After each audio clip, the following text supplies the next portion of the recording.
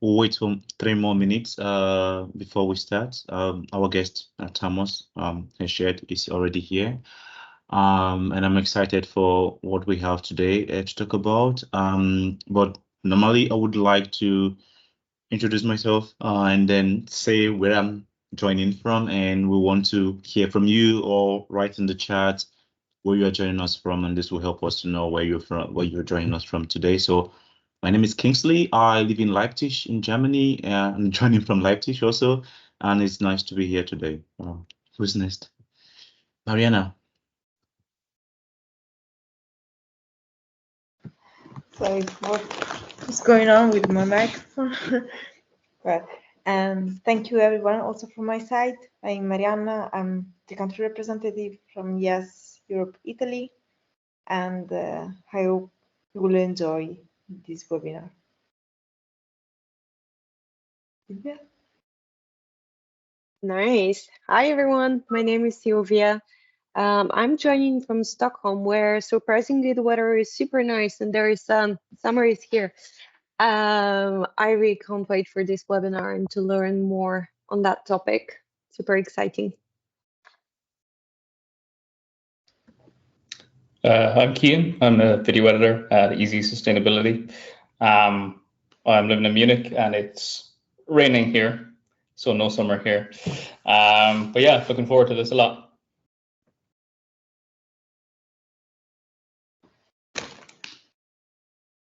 Who would like to present themselves? Come on, I can see cameras are on. I'm gonna go next. My name is Sarah, and I'm also based in Stockholm, so cool that you're also here. That's something outside. I have a blanket if it goes a bit too chill, but it's sunny. Yeah, I was previously country representative for Sweden, and earlier, until a year ago, country representative lead of Yes Europe. But since then, I'm part of the advisory board of Yes Europe, so just a tiny bit involved still. Wants to go next? Nice. Thank you.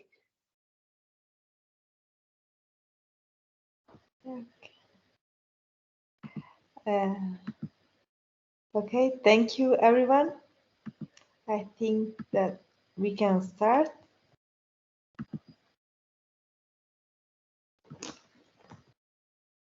Opla. For who didn't enjoy the previous webinars, welcome everyone to the third appointment of the Empowering the Future webinar series. The webinar series dedicated to green jobs in the energy transition. The purpose of this project is to explore the world of green jobs and the energy transformation. Through that, we will uncover the thriving green job market, learn the skills that you need to succeed, and understand the crucial role of the energy transition. We will meet the experts, make informed career choices, and we can be part of a greener and cleaner future. Who we are. This webinar is hosted by Yes Europe and Easy Sustainability. Yes Europe is an NGO, a community dedicated to empowering students and young professionals across Europe. Through our platform, we establish meaningful connections, exchange and disseminate knowledge, and we can be creative and engage with stakeholders in the energy sector. If you're interested like discovering more about and understand more about Yes Europe, if you join Yes Europe, you have access to a large European network, a lot of resources and experience for active participation in the European energy transition. Easy Sustainability is a non-profit organization committed to disseminating sustainability, especially in the corporate world. Our mission is to help people, especially youth, in landing greener careers through a lot of several initiatives and projects, mainly devoted to renewable energy, waste management, biodiversity conservation, and climate change mitigation. Very briefly, because I want to leave the stage to Silvia and start this third webinar. Amazing, thank you. So basically, what can you expect right now? First, we're gonna start with a Mentimeter, just as a quick icebreaker. But before jumping into that, I think it's very important to mention about our speaker, Thomas. Thomas, would you like quickly to share just a word or two to present yourself? Yes, thank you very much, Sylvia. Yeah, my name is Thomas. I'm currently in London, where it's unfortunately raining as well. However, it's for business reasons, so it's anyway not too much time to enjoy. Yeah, I'm managing director of CCII Consulting, which is focusing on the energy transition and especially on decarbonization.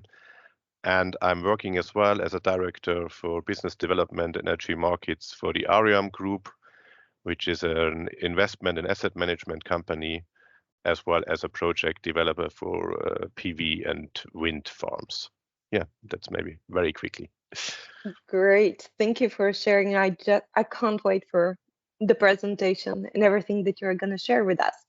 But before that, so I'm sharing with you a link here in the chat, so that you can join Mentimeter, and let me also share my screen. Could you please note if you can see my screen? Yes, thank you. So you can join our Mentimeter either by scanning the code, or you can go on the website and enter the code that you can see on the screen. You can also use the link that I just shared in the chat. And let's see people who joined. Come on, we have one person already in.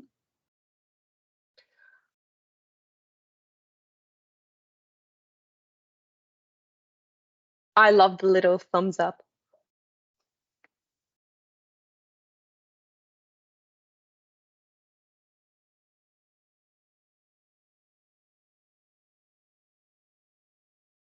Okay, let's give it just a couple of more seconds so that more people can join. Basically, what we would like to do is to hear more from you to better understand what you're expecting and also how much you're aware with the topic we're going to cover today. Yeah, let's see. That will also help us establish what we are going to discuss afterwards, etc. Meanwhile, if you have any specific questions, don't hesitate to send them via the chat. But towards the end of the session, we're going to open the floor to have a discussion, to hear your questions, and etc. Okay, I think that we can go now. I can see that there are 14 people who have joined. Cool. Let's start. So our first question is, how familiar are you with the concept of a net zero world? It's not a tricky question. Okay, amazing. Can see that there are lots of people who are very familiar. Okay, somewhat familiar. Okay. Yeah, I need to share a little secret. I'm somewhat familiar with the topic and the concept, so I really can't wait to hear more and learn more from this session.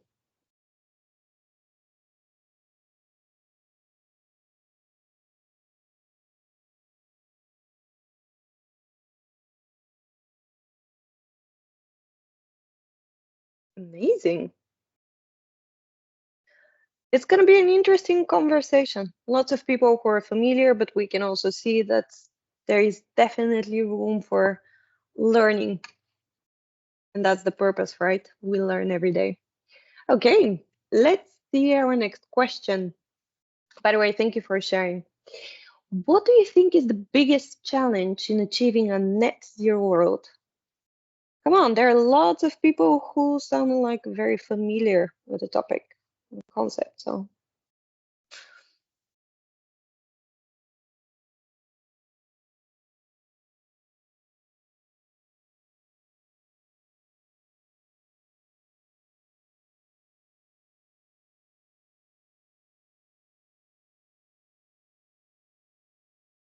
clear targets, getting sufficient financing allocated to net zero targets, tech improvements in regulation, politics, changing the economic system, the economic incentives for profit-driven companies. Thomas, you're more than welcome to comment as well, or anyone else. Educating the masses and making them aware, regulations, respect the targets.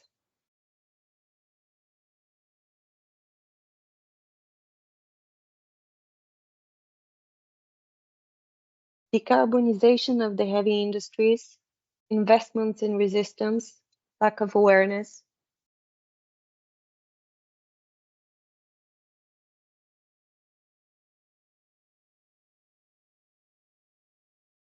Financial problems might be the first one. It may also be affected by the policies, then client's vision may affect too. Okay.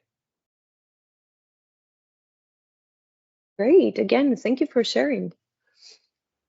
It's very interesting, I would say. So it's everything, I guess, we will cover at least partly. Not sufficient time to deep dive in everything we see here, but very good answers. Thank you, Thomas. Okay, next question. Which dimension of the energy transition do you think is the most critical? Technological advancements, economic factors, social impacts, policy and regulation.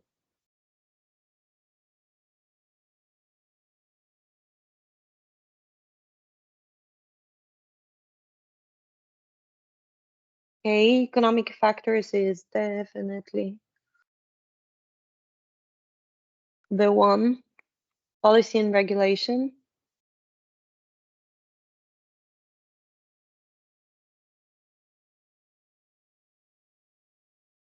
Thomas, would you like to comment now or shall we leave it for the presentation?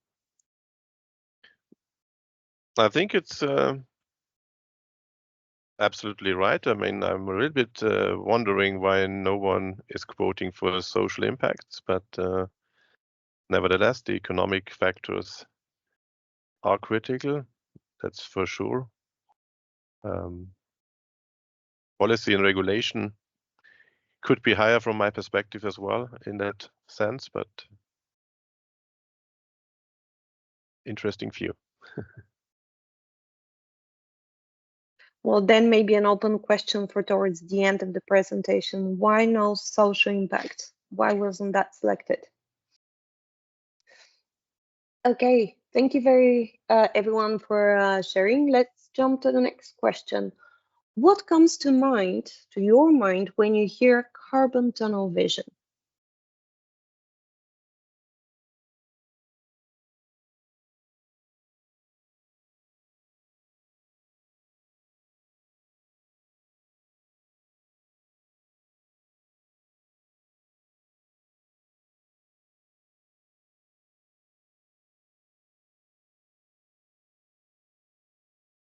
Giving some time for people to be able to. Seems to be tricky, type. but I would say carbon tunnel view instead of vision more, but oh, okay, that's correct.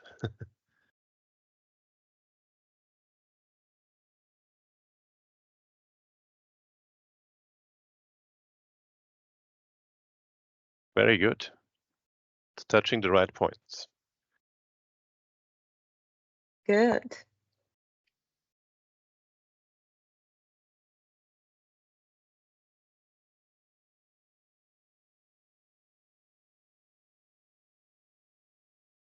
We have a very well aware audience, right?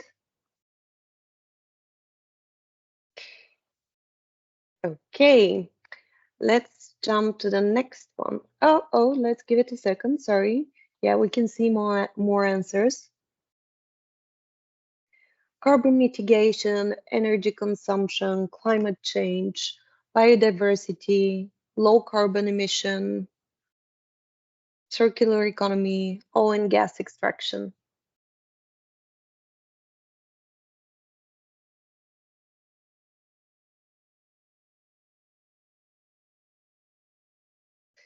Good.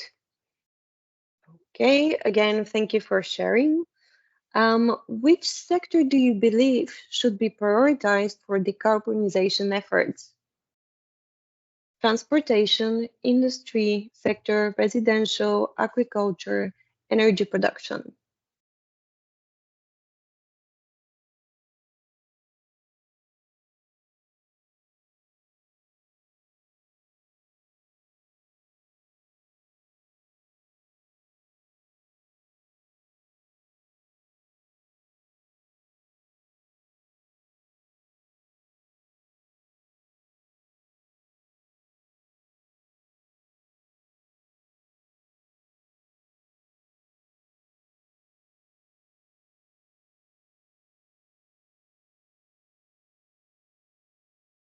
Okay, energy production is definitely the top answer.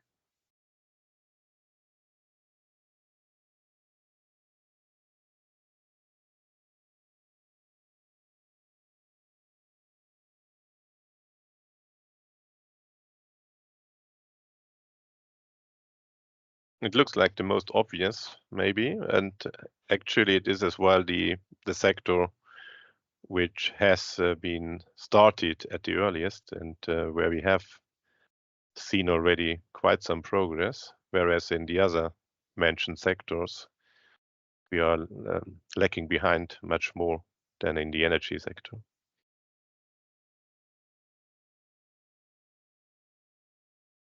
Okay. Next question. In your opinion, what role should individuals play in the energy transition?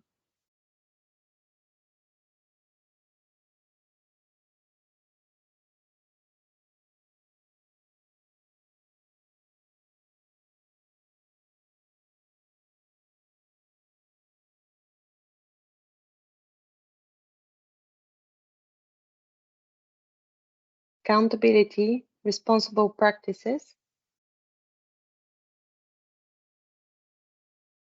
leading conversation and collaboration,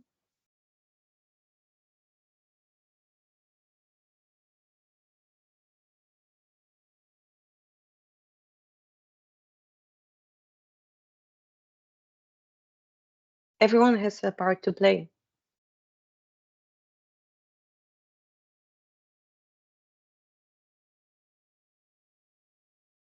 Knowledge, awareness, agree.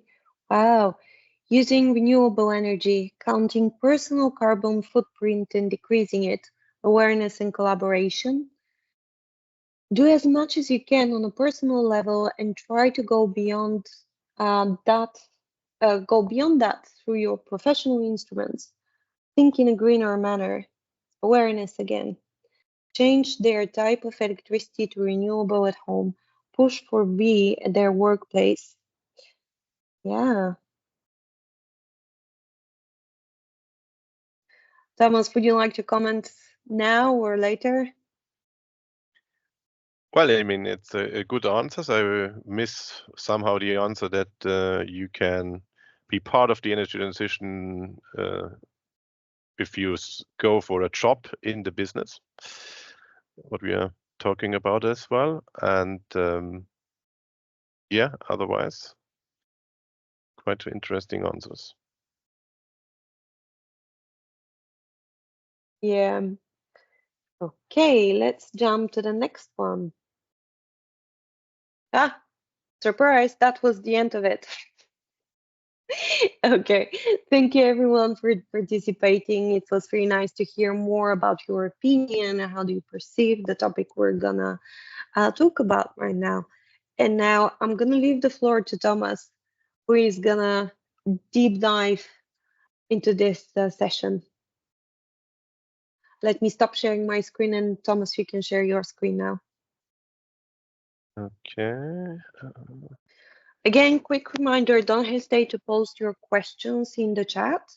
At the end, we're gonna go through them and answer them, hopefully. Good. So thank you very much for having me once again. And I'm happy to go quickly, actually, through a short presentation to allow for a discussion because I'm curious about the questions and more deep dive. And we have as well got quite an educated audience today, so let's see what we can do. The points I have chosen for today is the question, a net zero world in 2045, 2050 as a question. Is this still something we can reach? Is it the right set goal? Then what we have seen from one of the Mentimeter questions, it's about avoiding the carbon tunnel view, because there's a lot of interlinkage to other challenges we have and which we might and which we shall solve as well. Then we talk a little bit more about the dimensions of the energy transition, which goes along with the priorities you have mentioned, and to take at least my key takeaways, what is important on the way forward. And then happy to take your questions and deep dive, whatever is most interesting to you. So it's basically already 5 minutes before 12 for the climate protection. We know since quite a long time that that we as humans have a big impact on the climate change, and that it's mainly about carbon emissions, but as well other emissions as well to the atmosphere. It has been neglected by many stakeholders for a long time, and actually we have lost a lot of time, and that's where I can touch point to the Mentimeter session we had, because what we need is now that we take all measures available, and we have to decarbonize and go forward in parallel in all sectors if we really take it serious to reach our goals, which for Germany has been announced for 2045, for Europe for 2050, and many other countries as well have committed to 2050, also not all of them. We see, especially as well now focused on Germany, that we might not reach our goals for 2030, that we are already lagging behind in various areas. And that's why, I mean, we have to really accelerate the energy transition. However, a lot of research has been done, and there's a probability that we don't reach the 1.5 degree goal, for instance, which has been taken as the climate goal in the Paris COP. And that means that we need as well to spend a focus on not only to avoid climate change and to go to net zero, but as well to prepare ourselves on the impact of climate change, which we cannot avoid anymore. And this will be differently on different geographies in the world. So what is preventing us? What is playing against us when we want to reach the goal in 2050? We have still issues with the supply chains on a global level.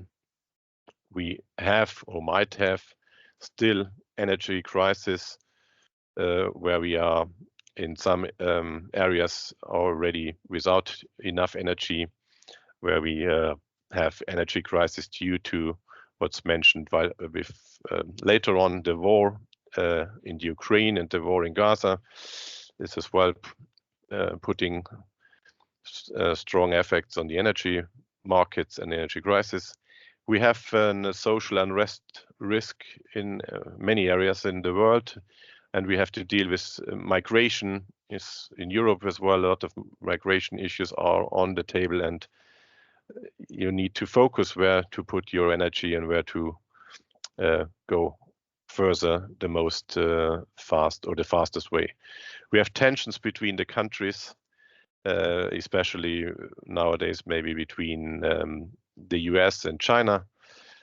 We can see that we are not really pulling together on a global level, and we are on a different level of action worldwide as well. And especially in some of the very big countries which have a great impact, we see that the level of action is not, by far not enough. And then there is this well-known shortage of skilled workers. So we would need a lot more people working in the energy or in the energy transition area and fields and businesses. And therefore, we might as well need to spend more money on education to get skilled workers. So this is all a big mix, which makes it quite difficult to reach our goals. Then what we have touched upon is the carbon tunnel view, and this is mainly to make you aware of the high complexity, because if you only focus on reducing CO2 emissions and go for renewable energy, you might, for instance, increase electricity or let's say green gas production from biomass. And if you use much more resources for producing the right biomass, then this is harming your abilities as well for agriculture and so on. So there are a lot of interlinkages. We have as well water crisis in many areas of the world, and with the energy climate change, this might be even getting worse. And so you can see that you have to take care of different issues which are not only CO2 driven.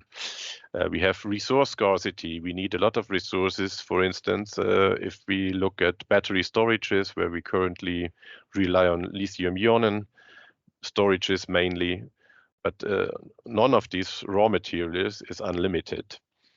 And you always have to choose where to use it for and where is it used best. We have the biodiversity loss, especially, where we have at the end by far not the same knowledge with the with green energy or the energy transition. What this really means if we lose more and more biodiversity, and what will happen on the world with that. We have the increasing energy consumption, air pollution, the surface ceiling. So the more you build, the more surface is gone away and no longer used or no usable for maybe nature, for agriculture and whatsoever. We have the waste production, which goes as well with the energy transition. So we have a solution, for instance, with batteries or as well with PV panels and so on. But we do not exactly know how to recycle it to afterwards with a high quota. So there will be a lot of waste at the very end, where we still need a solution for recycling or for dealing with the waste. And we have in general on the earth an overconsumption in many, many dimensions. And no matter where you focus on and where you are pushing on, this has an impact on all the other things as well. And that's what you have to keep in mind and always be aware and test it if you have a solution at hand, if this solution is good or if it's harming other challenges or other goals which we have on the agenda and which we have to reach as well.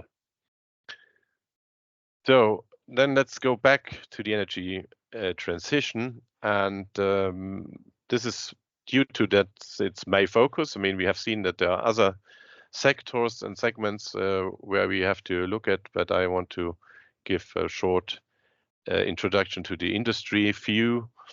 The path to decarbonization is quite complex for companies, and it's always as well a question, where do you get the biggest impact from? And but first of all, you need to know, and it sounds obviously, but many companies still do not know what's actually their carbon footprint at this moment, and how does it all get together. And if you know about your carbon footprint, which is the starting point, then you can only develop a strategy, what to do and how to do it, and then afterwards action can be taken. And there are different dimensions to it, which are differently heavy to perform.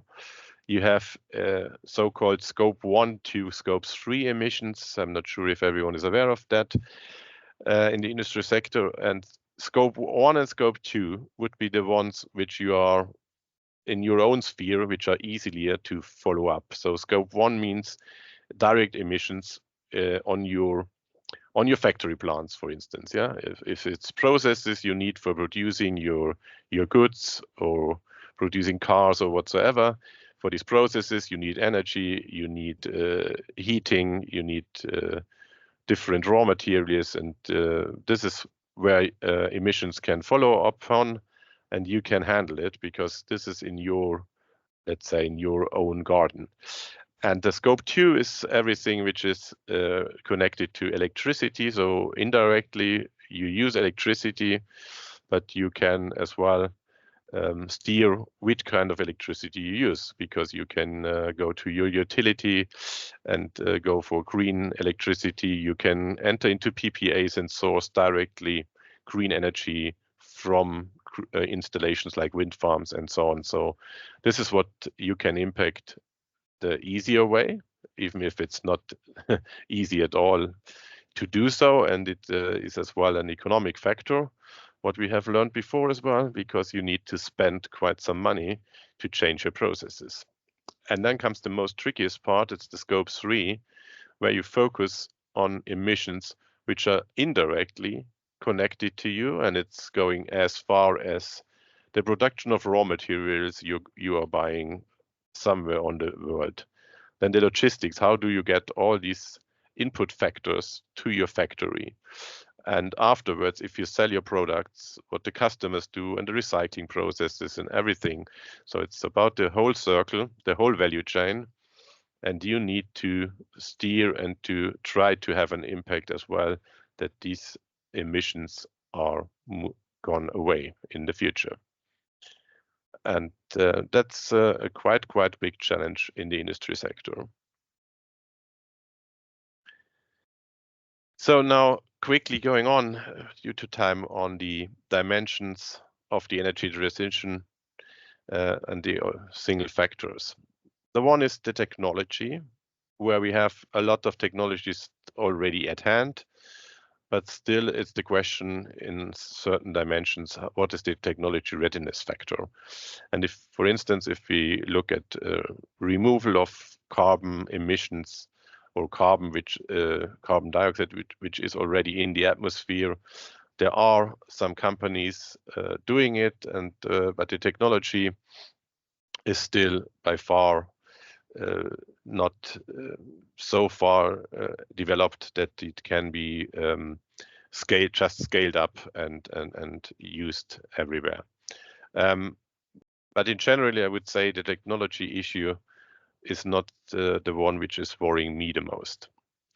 Then we have the problem as well of financing all these different angles of the transition, and that the capital markets and investment is a big issue. We have seen that a lot of money is going into these sectors, but lately, on the other hand, since the return on investments and the interest rates which have been expected, the revenues have not been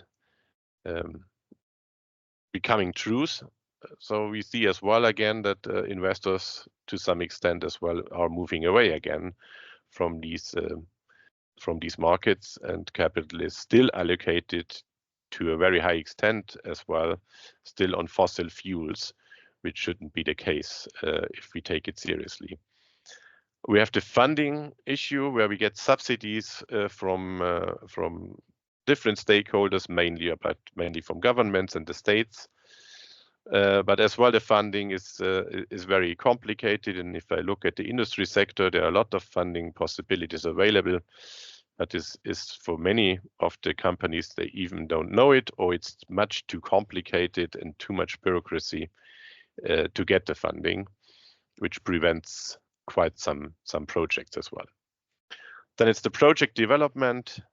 If we look at PV and wind farms, we just see that we don't have or that we are lacking enough EPCs, so companies who are really able to build these installations. We have a lot of time-consuming field issues in the project development, where it really still takes for PV plants, for instance, in Germany, it can take 3 to 5 years from the first idea till the plant is up and running, which is by far too slow.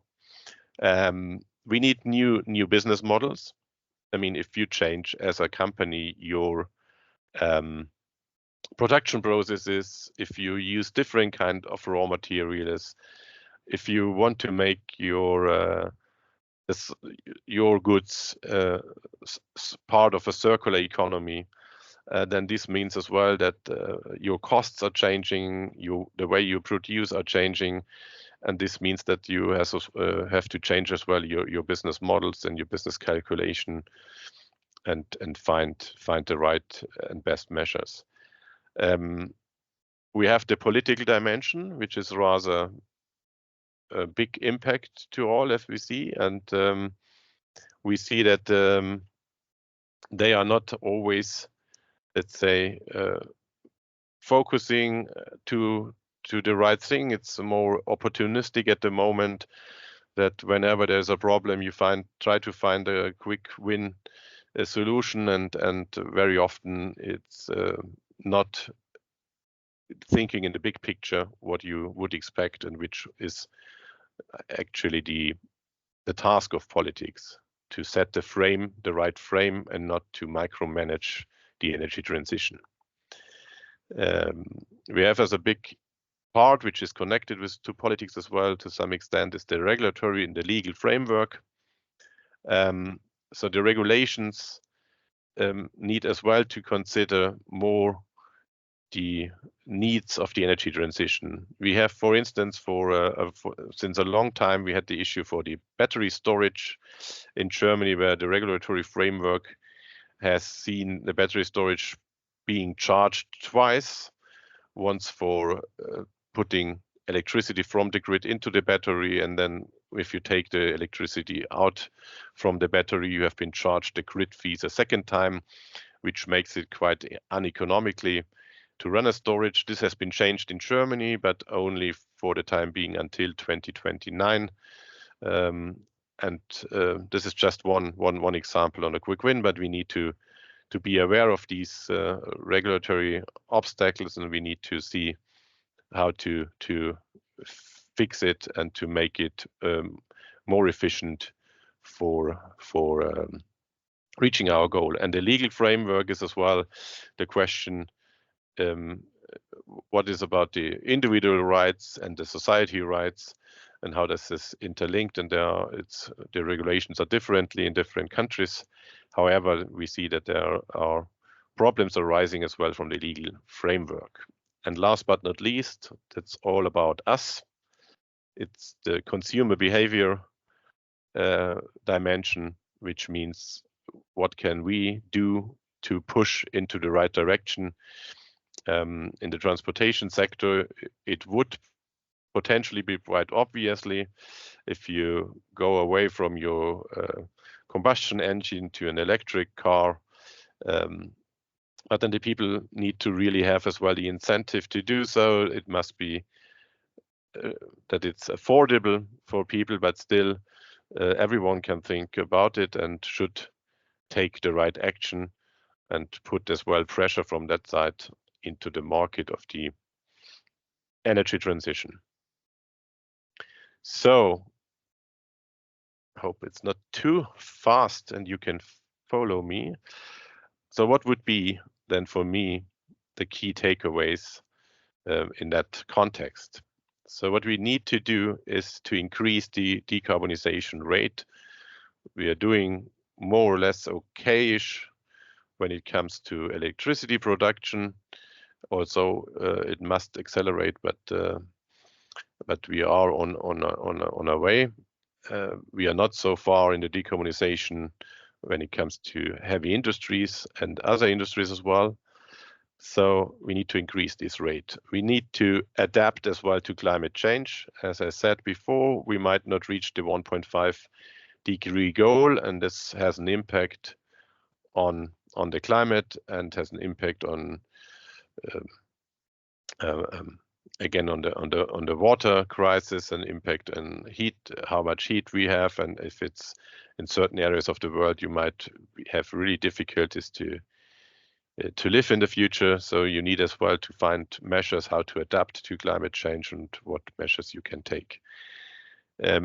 We would need global cooperation on all levels, which we had in the past, but we are now more going in a deglobalization way, which is really a big issue from my perspective to the energy transition.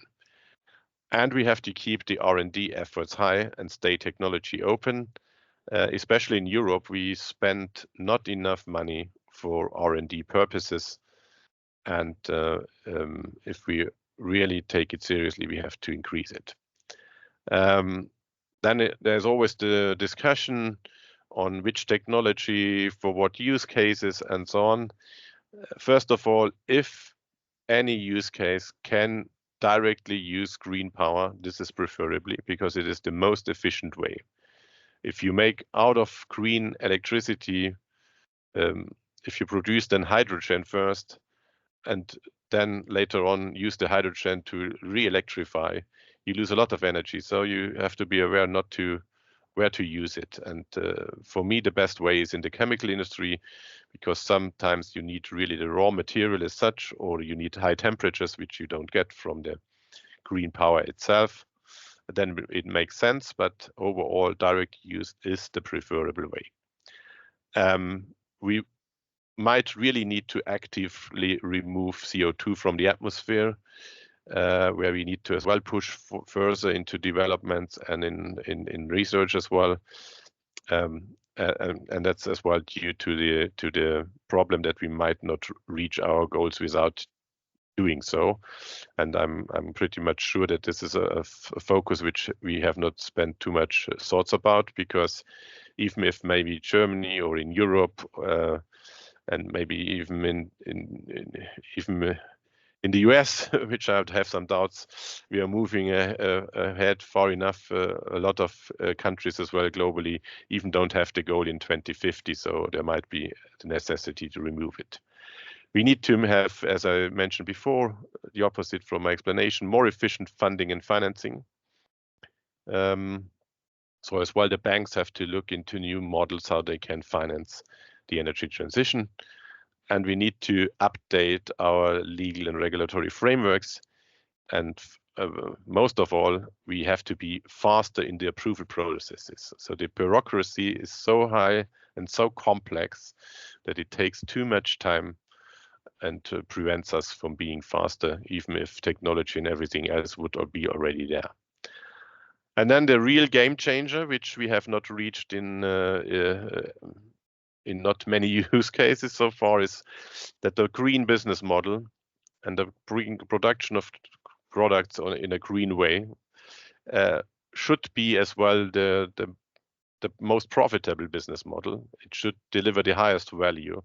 The question is which value you set for which use case. But if this would be the highest value, then the energy transition would accelerate and would work self-sufficiently.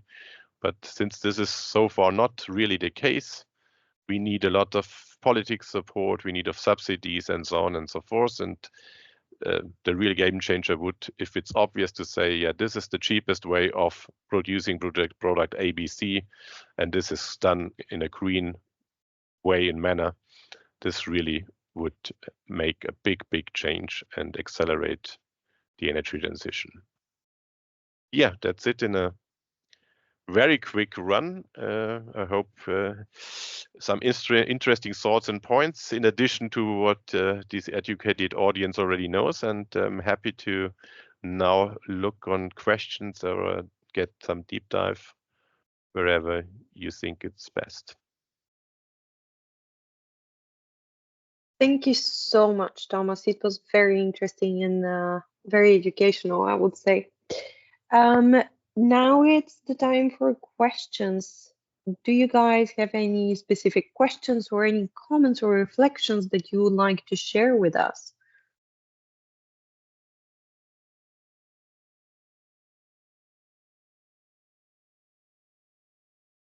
Well, let me start first then. I actually have a question. But since the beginning, actually at the beginning, you mentioned about working in order to contribute for a greener future and etc. And what I'm curious to know is about specific skills. What are the specific skills or qualifications which are in high demand for jobs in the renewable energy sector, or also will be in demand? Yeah. Well, there is it's really, let's say, technicians in the field. So to do installations for photovoltaic or to do installations when it comes to wind farms. So there are not enough technicians on the market which are really able to do it. There would be a need, I guess, as well for, let's say, how to say in English the best, energy consultants, so experts, engineers who really can analyze production processes from industries, or who can do the correct planning of changing processes, or find the right measures and already install the right monitoring tools to see where you use the most electricity, and as well for the residential sector to really consult people on what they need to change in their houses and housings to be prepared for the future. Electrical engineering for utility companies or for big grid operators, they are relying at the moment heavily on, let's say, engineers which are,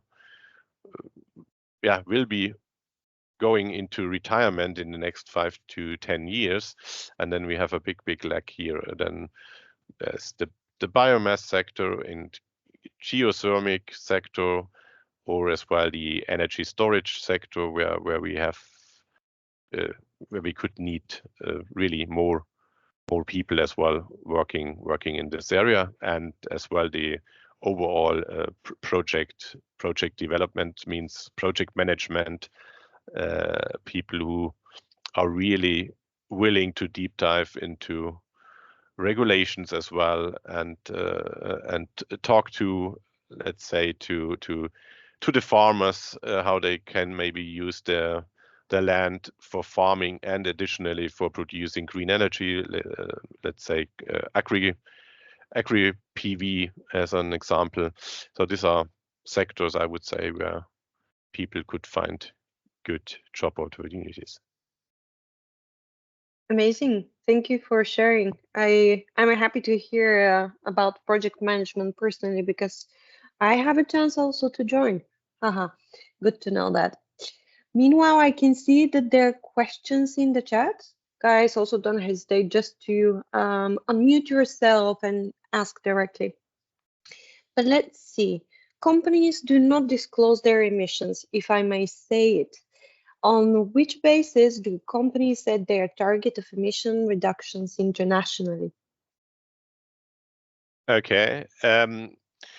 Well, that's true that not all. I mean, some companies do it already, but they will have to do it more and more because there are regulations on the way, and especially I'm not so aware on the global context, but in Germany there have been a lot of regulations just lately come into force, where you have to now know your carbon footprint, and you have to publish it in your if you are a stock market traded company at least, but as well other companies do have to do their homework and provide this information.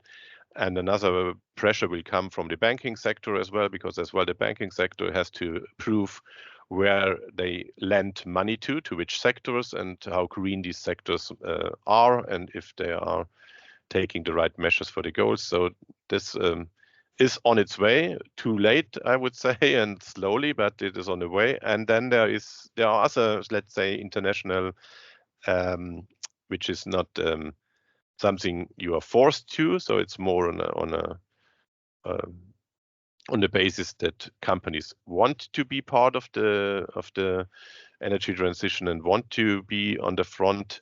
There's, for instance, the so-called Science-Based Target Initiative, which is a global initiative where companies can sign up, and then they need to publish what they want to do to become carbon free, in which time frame they want to do it, and they can, let's say, in the highest standard, even go for the 1.5 degree goal, which means that they would need to have a real fast track in reducing emissions, because they can get a certain budget only in emissions what they can still use until 2050.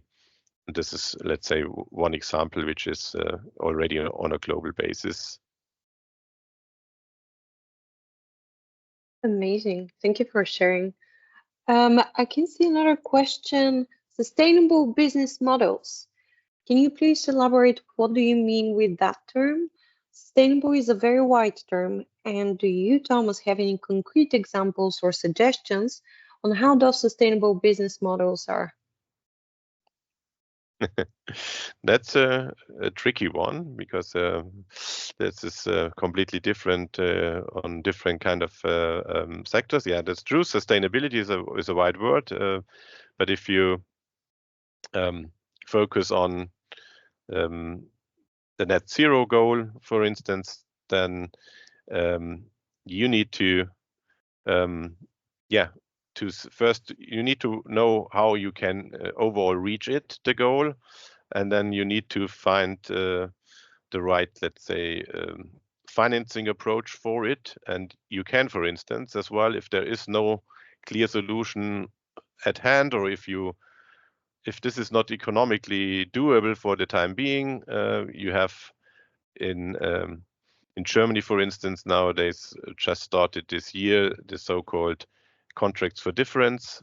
They exist as well for the electricity market, in the new electricity market design, but especially as well for heavy industries, where you know that your business model, if you change it to net zero, is difficult to get financed, and that this delivers for you an economically feasible production process where you can earn the money you are expecting, and which you as well need, maybe. And in this respect, you get then, as long as the costs are higher than with other references which are not that green, you get, so to speak, subsidies from the state.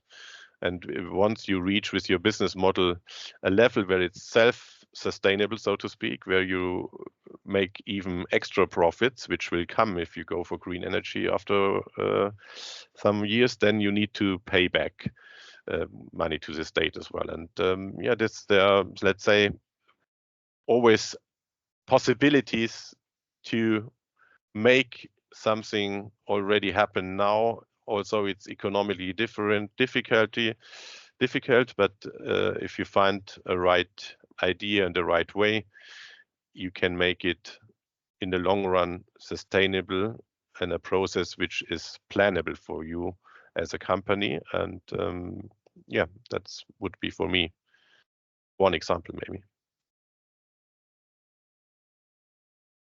Thank you, Thomas, for sharing.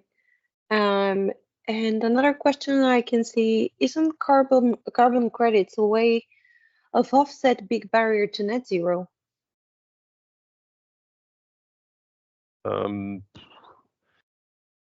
Not sure if I correctly got it with the carbon credit. I mean, from my perspective, the biggest impact and the best impact is really to go for the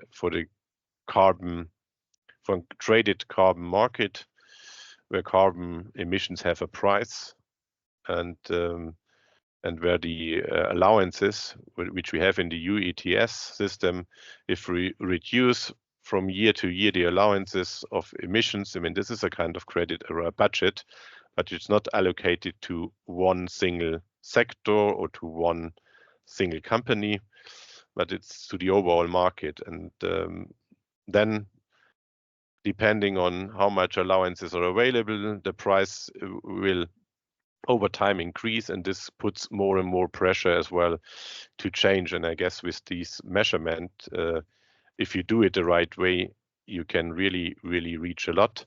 What we have, or what has been done wrongly, is that by far too many allowances have been handed out for free, and the reduction process of these allowances is too slow, which does not lead to the prices we would fairly need to see for carbon emissions. However, there's always this issue, what I mentioned before, that we are not globally pulling on one rope. This makes it again a little bit tricky, as we have seen there are other challenges as well we have to deal, and the economy needs to make money to be able as well to keep our wealth and to keep us financed, or keep the money high, which we can again put into these kind of technologies. And if other subsidy regimes are differently in other areas, or if others are not following the road, it's difficult to always find the right answer and do the right thing on time. And I see with the emission trading scheme, I would say we need to reduce the number of allowances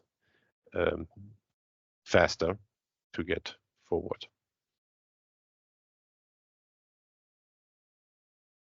Thank you. We have a couple of more questions. Kingsley, do you want to ask directly your question? Here, Kingsley has written, do you think that the current SFDR, especially Articles 6, 8, and 9, are strong enough to increase funding and investments into renewable energy projects?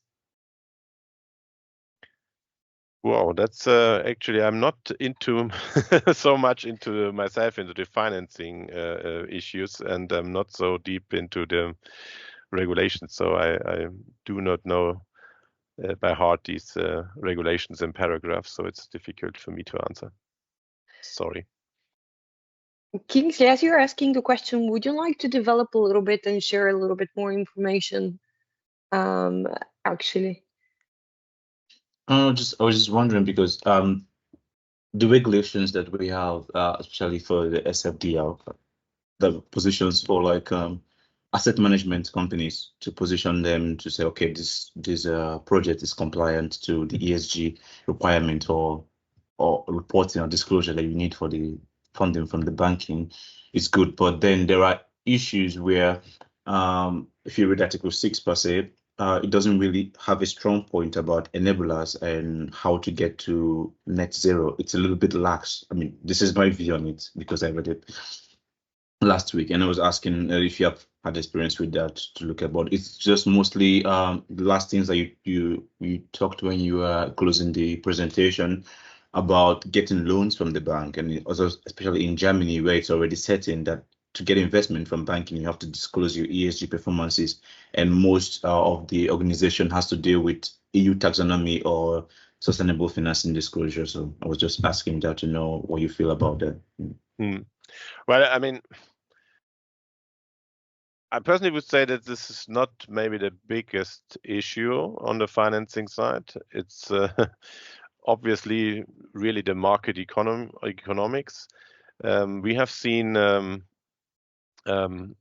the electricity prices have gone down very significantly, and especially in the long run. So it's not about the next 2 to 3 years, but if you do a new renewable energy project, which already will take maybe 3 years until you have built your PV plant, then you still need to have for the banks a plan about your cash flow and the revenues for the next 20 years.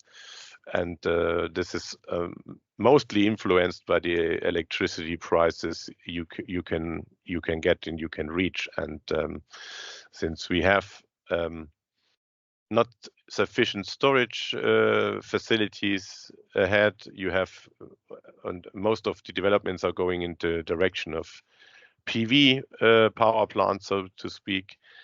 You get more and more electricity, which is mainly then produced in, let's say, in the summertime and in the mid of the daytime.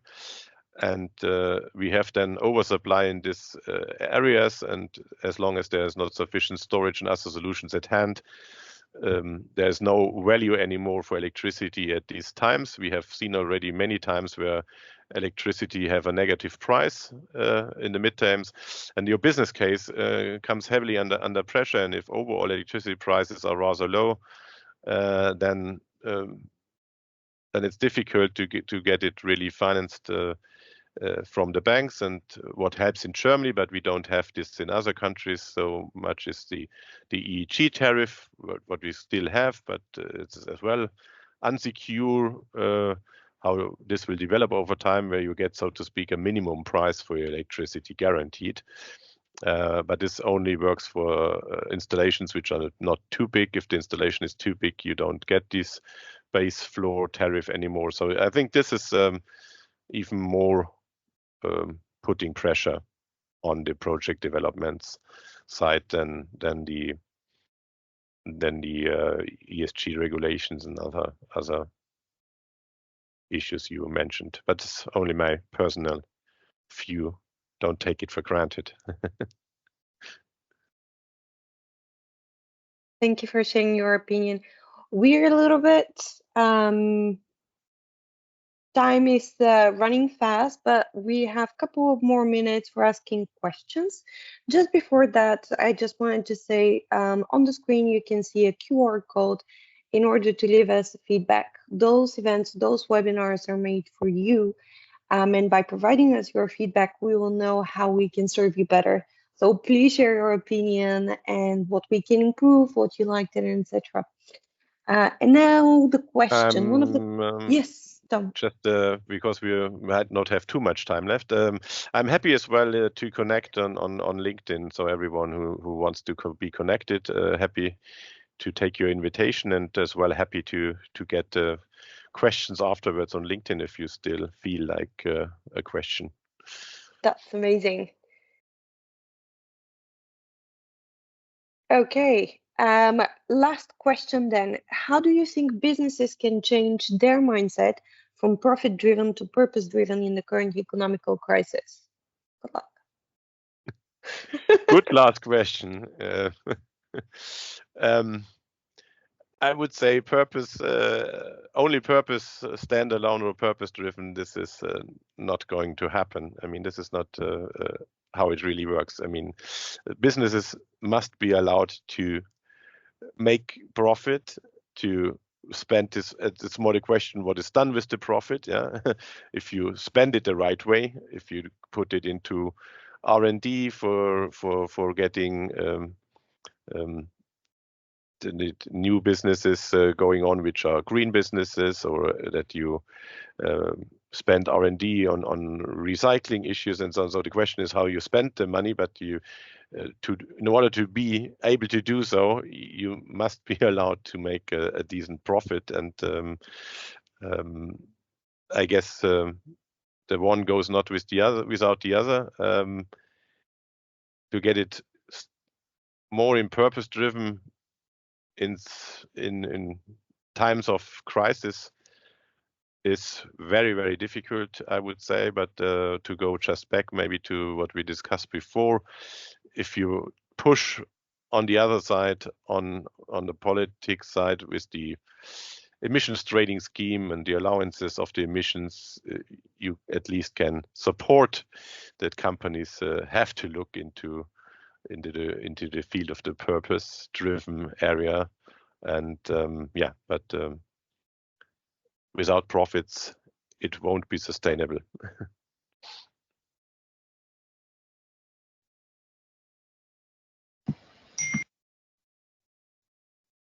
Thank you, Thomas. Thank you for sharing. Okay, I think that now we're running out of time. So first of all, thank you everyone for joining. Thank you so much, Thomas, for that great presentation. Of course, thanks to our organizers as well. Just a quick reminder, there is another webinar which is going to be on the 27th of June, so stay tuned and join and learn even more. Okay, thank you again. Thank you, everyone. Yeah, thank you everyone for participating and for your questions, and stay curious about the energy transition and try to make your own right choices to push it forward. Thank you. That's an amazing way to finish that session. And thank you everyone for joining this webinar. We'll, as Silvia said, thank you for having us. Webinar 27th of June, and just continue, stay tuned with our social media and our LinkedIn pages, because you will receive all the details. Thank you again, Thomas, for this brilliant presentation and for very great insights. It's very important for us, like young employees or even students, to understand a bit more what's outside our everyday job or what's outside university classes. So thank you very much. Thank you. Take care and enjoy the evening. Goodbye. Thank you. Bye. Goodbye. Bye. Thank you. Bye. See you next time. Bye. Thank you. See you. Good evening to all.